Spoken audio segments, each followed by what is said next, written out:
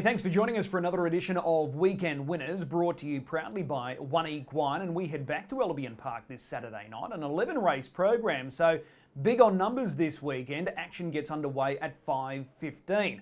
Over the past fortnight, we've been treated to some great racing at headquarters, with the carnival taking shape, the summer carnival. Last Saturday night, it was the Dixon stable that came to play, and didn't they play hard, taking 5 of the 10 races, including several features. They won the Group 2 Forever Gold, the Mares feature with Fame Assured. She's now off to start. She's got a booking to the Super Sire Bettor's Delight. Majorca, that was a very popular and emotional victory for the stable because that was the Bill Dixon. So for the second year running, the Dixon stable have been able to win that race, named after the iconic Queensland trainer, and there was plenty of other highlights as well.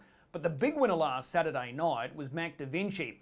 He just continues on this upward spiral. He's had 12 starts now in Queensland, 6 victories. He's now strung together 5 in a row. He heads home this week. His next big target, and it's a big challenge as well, the Inter-Dominion, where he's going to be taking on the likes of King of Swing, Expensive Ego and co. But he has certainly flourished here during his time in the Sunshine State. So the big question now, who will drive Mac Da Vinci throughout the series? I'm sure we'll find out sooner rather than later. Those fields will be drawn next Monday night, and we wish Connections the very best of luck with Mac Da Vinci. It's been a heck of a campaign for him over the past 6 months. He came up for a shot at the Rising Sun. He was unplaced in that race, but he's certainly gone on in leaps and bounds, there's no doubt about it. And Sir Fahrenheit, another popular and emotional victory there last Saturday night. He claimed the Group 2 trotting feature, charging over the top of his rival. So a big congratulations to Darren and Angus Garrard, picking up their biggest win to date. So we concentrate this Saturday night, 11 races. The quality's still there, there's no doubt about it. It's a really strong program. In this edition of Weekend Winners, I'm going to catch up with 2 key players, Nathan Dawson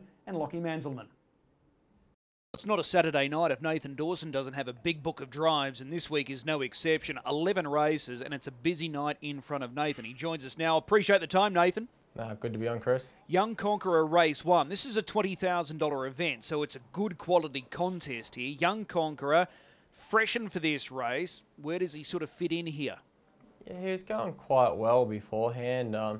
Whether he's, right back to his peak fitness, we don't really know, but he's drawn not too bad, so, we hope for a bit of luck. What about the fact that he's fresh up? He hasn't had a trial between that last start and then Saturday night, so is fresh his best for Young Conqueror? I don't really know. I've never really driven him fresh, to be honest, but, it's pretty hard for someone to get him pretty right first up on a Saturday night, so, whatever he does Saturday night, I'm sure he'll improve on. It's a really strong lineup, like I said. Over a mile, they'll be running some time here. Yeah, they will. If we can just get a good position and follow them there somewhere, he might be in with a shot. Okay, race 2. You've drawn barrier 1 here with Roll with Rocky. He's a gate speed horse, so this looks suitable here over the sprint trip. Yeah, he's got the good gate and he's going well. He probably should have won 2 starts ago here at Redcliffe, but, driver error, but I think this week he should be pretty close. Do you think you've got the speed to lead? There's some pace on your outside, but do you think you've got the speed to lead? Yeah, I'm pretty quick off the arm, so I'd be surprised if anything crosses me. Okay, Fond Memories looks the class runner, dropping back from those mares features over the past fortnight. Is she the horse to beat? Yeah, you'd have to say so. She's going well and, as you said, dropping back, so she's probably the one to beat, but we've got the barrier draw advantage. She might be better suited over the longer trip as well, but she does look well placed there, Fond Memories. But you're happy with Roll with Rocky? Yeah, I think he should be pretty hard to beat. Okay, race 3. Again, you've got the ace draw here, the Ideal Dancer. Can this be his night on Saturday night? Well, we're a little bit disappointed 2 starts ago, but, then last week, yesterday actually, he was good. We were pretty happy with the run. He was probably the only one from back in the field to make ground. So we got the draw. I think he should be pretty close to the mark. Do you want to lead or do you want cover? I don't think it worries him too much. He tries either way. So, it just depends what happens. If there's not much pressure, I'm happy to lead. But if we're copping a bit, we'll probably just take a sit. There will be a few that have a look. Horses like Gleneagle Warrior, First String, they come to mind. Maybe even Albion Park. So there might be some early heat. Yeah, there'll be a bit of pace there, but, we're pretty good off the arm as well. So we got options, and either way, we'll have our chance. All right, he's fitting in form, the ideal dancer. Race 4, which is the Open on Saturday night, Kanina Provlima. He's coming out of those big races over the past couple of weeks, and he's performed really well, in particular 2 weeks ago. Last week in the Queensland Cup, how did you mark that performance? Yeah, he was good. You know, we didn't have any luck. You know, in those races, that's what he needs. But didn't go our way, and we'll just wait for this week. But I think this week it's probably a slightly easier field, so we can probably make the most of that. Okay. Just with last week, it probably went to script in many ways. Turn It Up was expected to get across and then probably hand over to Mac Da Vinci, and that's how it played out. So it was almost going to be impossible for anything to run down a horse like him. Yeah, I think so. I mean, it's the way it looked and it's the way it was run, and everyone thought that. So, you know, there's nothing you can do about it. And if you're not one of the better ones in the race, then you just have to drive for luck. And if it doesn't come, it doesn't come. Is there any preference with Kanina Provlima, a mile or 2,100 metres? No, I don't think so. You know, he's got a good turn of foot off at any speed. So if he's not doing too much work, he'll be finishing off strongly. Okay, who's the horse to beat here? Because there is a few horses coming out of those feature events like yourself. LL Cool J, Northview Hustler, Speeches Silver. Do they sort of appeal as the main threats? Yeah, I think so. I mean, LL Cool J probably have to improve a little bit for this, but he's probably just below par. But if he's at his best too, he should be thereabouts. Okay.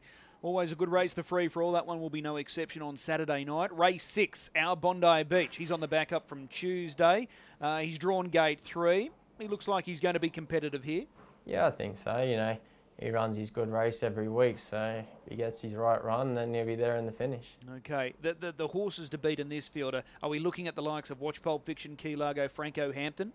Yeah, that's fair to say. You know, they're going well, and, you know, they've probably got a little bit of class on us, so they're probably the ones to beat. Okay, race 7. I'm keen on your thoughts here. Squire, he comes up with gate 1.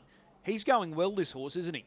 He is, you know. He had a tough trip last start and he wasn't too far away, so he's got the good gate and he likes to lead, so we can make the most of it, I think. Yeah, a couple of weeks ago you highlighted that he strengthened up, and I think there's definitely merit in that statement, because the last couple of weeks he's had hard runs and he hasn't really buckled under the pressure. Sure, he hasn't won, but he hasn't been disappointing at the same point.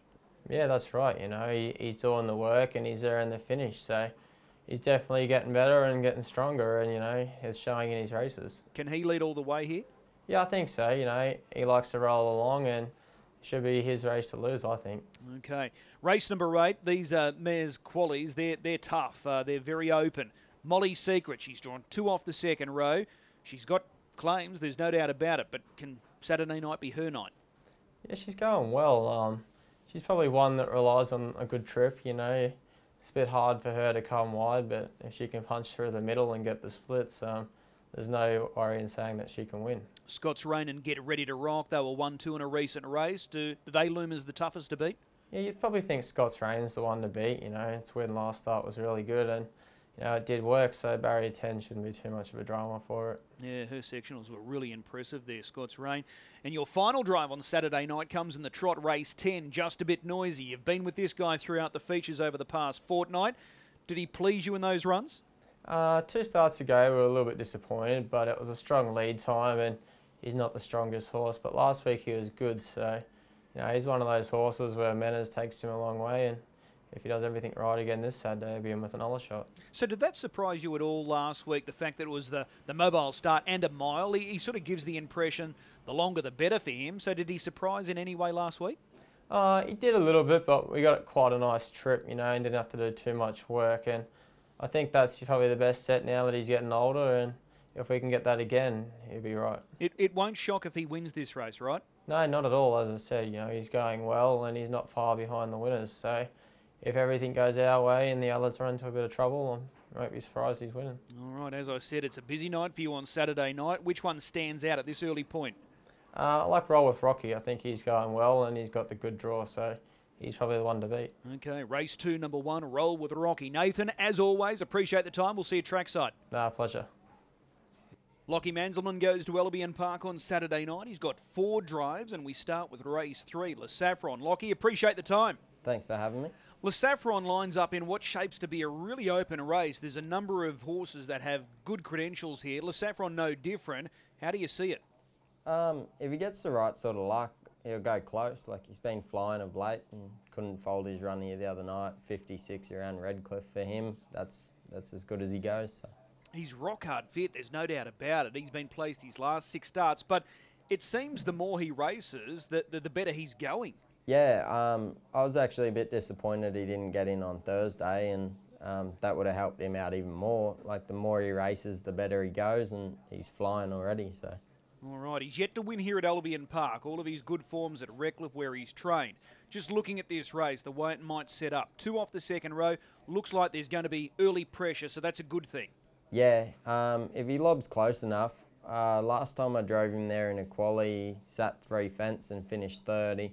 He didn't get out till late, and then he rocketed home, so same sort of thing here, and he'll go close again. All right, so he is versatile. Yeah, no, he goes all right. All right, well, that's Saffron, race number 3.